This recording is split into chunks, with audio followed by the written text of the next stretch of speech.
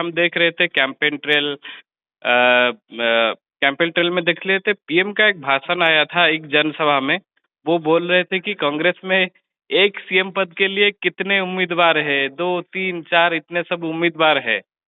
तो ये जो सीएम का जो पीएम का जो भाषण था उसका, वो क्या भाषण था?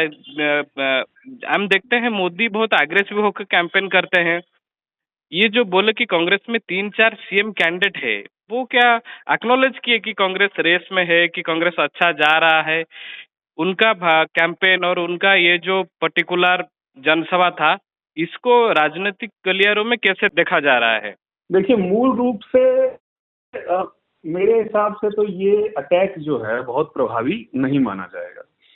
इसलिए प्रभावी नहीं माना जाएगा क्योंकि पिछले कई राज्यों हम लोगों ने देखा है कि जब अलग अलग समुदाय के लोग किसी पार्टी से सीएम की रेस में होते हैं तो उनके क्षेत्रों और उनकी जातियों के लोग उस पार्टी के साथ में जुड़ते हैं। जैसे छत्तीसगढ़ का अगर आप पिछला चुनाव देखेंगे, ये वाला चुनाव नहीं, जो पिछला चुनाव गया वो देखेंगे, तो आप देख पाएंगे कि उस समय कांग्रेस पार्टी में 3 सीएम पद के दावेदार थे। एक टीएस सिंहदेव जो नॉर्थ छत्तीसगढ़ से आते और जनरल कास्ट से थे, राज परिवार से थे। तो भूपेश बघेल जो भिलाई वाले रीजन से आते थे, जिसको आप मध्य छत्तीसगढ़ भी सकते हैं, और कुर्मी कास्ट से आते थे। और तीसरे साहू जी थे, ताम्रध्वज, जो उसी क्षेत्र से आते हैं, लेकिन वो न्यूमेरिकली सबसे बड़ी जो जाति है वहां की ओबीसी में, साहू, उससे आते थे। तो इन तीनों के सीएम रेस में होने का फायदा कांग्रेस पार्टी को उस चुनाव में मिला था। इसलिए मिला था क्योंकि बात हो रही थी कि नहीं, इनमें से बन सकता है। तो साहू लोगों ने साहू सीएम बनाने के लिए वोट किया, जनरल कास्ट लोगों ने और नॉर्थ छत्तीसगढ़ वालों ने टीएस सिंहदेव बनाने के लिए वोट किया, और कुर्मी लोगों ने और अन्य ओबीसी कम्युनिटीज भूपेश बघेल को वोट किया, भूपेश बघेल की वजह से वोट किया। तो ये जो अलग अलग जगहों के लोगों को साधने का अलग अलग सीएम फेस रख के या उस पर संशय रख के करने की जो स्ट्रेटजी है, मुझे लगता है खराब नहीं है। इस चुनाव में इनफैक्ट उसका नुकसान हुआ कांग्रेस पार्टी को।